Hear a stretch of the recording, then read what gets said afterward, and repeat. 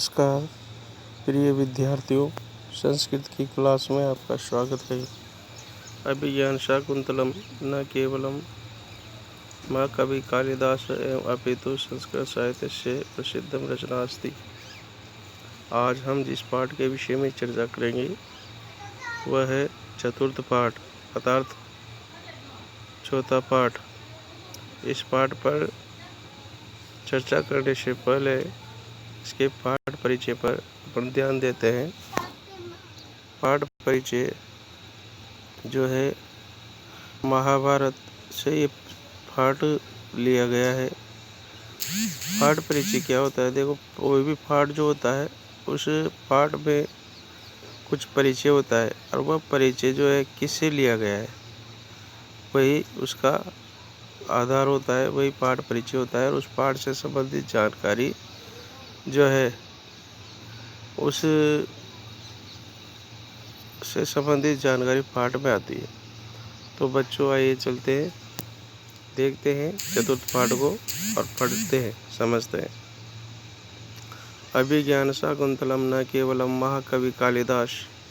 अभिज्ञान शाकुंतलम न केवल महाकवि कालिदास की ही अपितु संस्कृत साहित्य से सर्वश्रेष्ठ रचना अस्ति, सर्वश्रेष्ठ रचना है। यथा च केनपि कविना कथितम, जैसा कि किसी कवि के द्वारा कहा गया है। काव्येषु नाटकम रम्यम तत्र रम्या शकुंतला। अर्थात यह जो सूक्ति है वह किसी कवि ने कहा है कालिदास के लिए।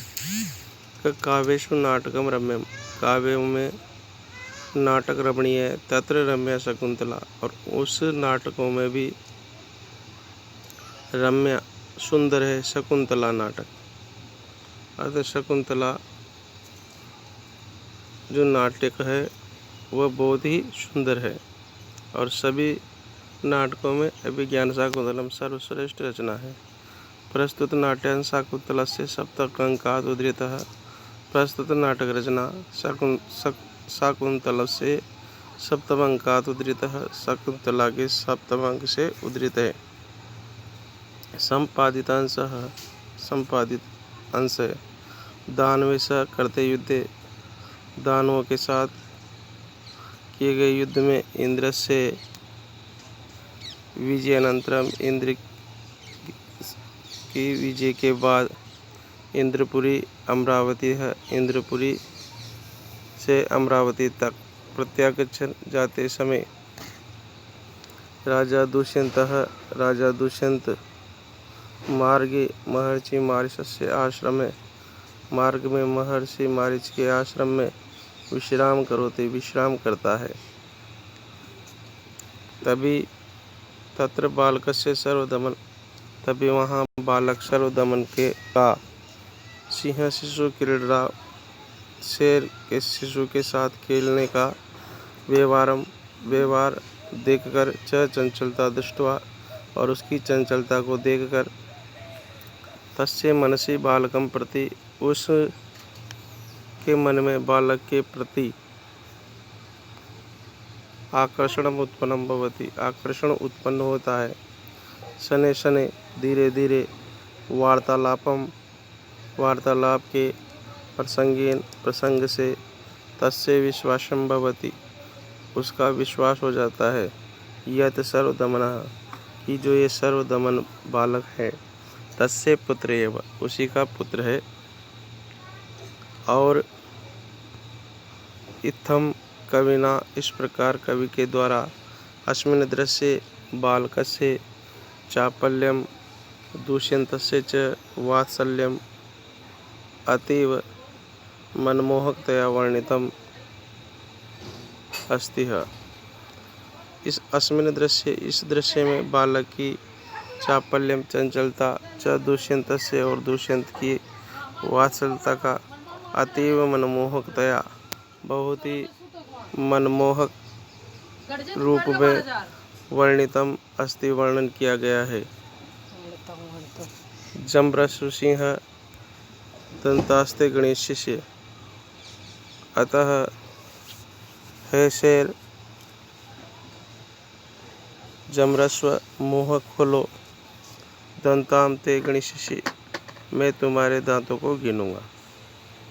अर्थात ये जो पाठ है, इस पाठ में ये बताया गया है बच्चों की, ये जो शीर्षक दिया है ये महाभारत से लिया गया है। इसमें राजा दुष्यंत का कोई पुत्र है सर्वदमन, और उसकी पत्नी का नाम है शकुंतला। तो शकुंतला वन में रहती है और वह राजा दुष्यंत उस शकुंतला को किसी श्राप की वजह से भूल जाता है और उसके पुत्र को भी नहीं पहचानता है। तो इस कारण इस पाठ में वह अपने पुत्र की इस चंचलता को देखकर उसके मन में अनेक प्रकार के भाव आते हैं। तो ये एक नाटक रचना है जो इसमें दी गई है। अब इसे हम आगे पढ़ते हैं। पाठ का नाम है जमरस्व सिंह दंतास्ते गणेशी। वह जो छोटा बालक है वह जंगल में शेर के बच्चों के साथ खेलता है, कभी उनके खींचता है, कभी उनके मुंह में हाथ घुसाता है।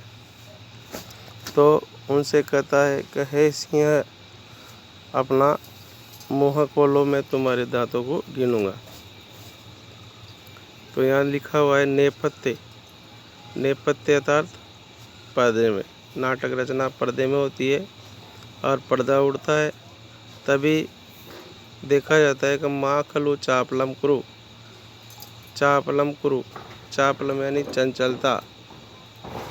माँ खलु, खलु मन निश्चय ही, माँ करो मत करो, निश्चय ही चंचलता मत करो।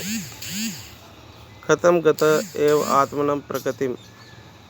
अतः इस प्रकार अपनी प्रकृति को कैसे प्राप्त हो गया है,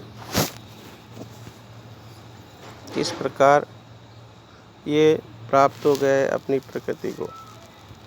तो राजा आता है उस आश्रम में और वहाँ उस बच्चे की चापलता को देखता है और कहता है किस प्रकार ये अपनी प्रकृति के अनुकूल हो गया है।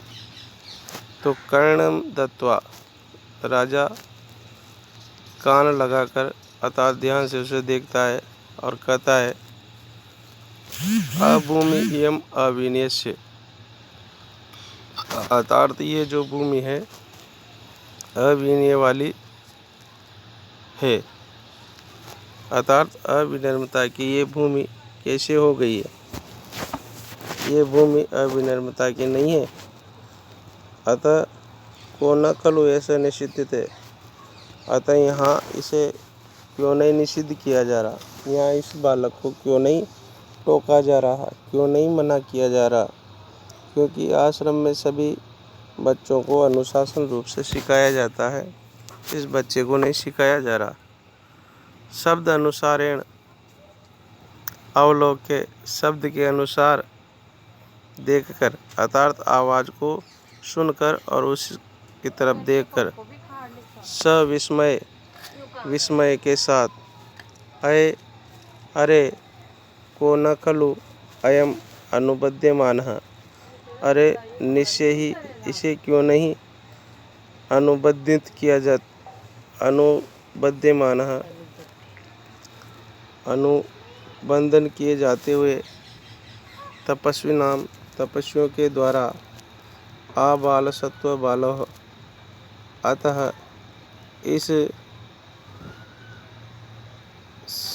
बालक को क्यों नहीं